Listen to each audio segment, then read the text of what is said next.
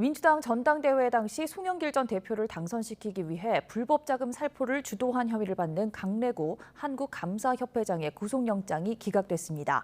이른바 이번 돈봉투 의혹과 관련한 검찰의 첫 신병 확보 시도가 불발된 만큼 수사 속도가 늦춰질 수밖에 없다는 전망이 나옵니다. 취재기자 연결해 자세한 내용 알아보겠습니다. 김다연 기자. 네, 서울중앙지방검찰청입니다. 네, 법원이 구속영장을 기각한 가장 큰 이유가 뭡니까? 네, 법원은 강래구 회장의 증거인멸 우려를 단정하긴 어렵다고 봤습니다. 특히 수사에 영향을 미칠 정도라고 예단하기 어렵고 이미 검사가 증거를 일정 부분 확보한 상태인 점도 고려됐습니다. 오늘 새벽 구치소를 빠져나온 강 회장은 재판부 판단에 감사하단 말만 남기고 쏟아지는 질문엔 침묵을 유지했습니다. 직접 들어보시겠습니다. 현명한 판단을 해주신 재판부에 감사드립니다. 송영길 전 대표님도 돈봉투 전달 사실 알고 계셨나요? 이재명 풀어주세요. 돈봉투 전달 주도한 혐의는 인정하시나요?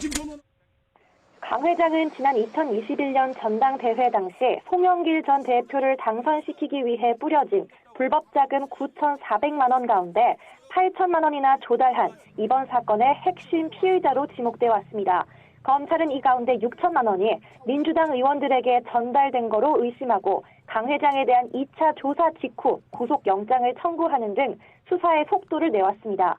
나머지 공여자에 대한 조사를 통해 자금 조달과 전달, 윗선의 지시 여부까지 쭉쭉 뻗어나간 뒤 이번 사건의 수혜자인 송 전 대표와 수수자로 수사 범위를 확대한다는 계획이었는데요.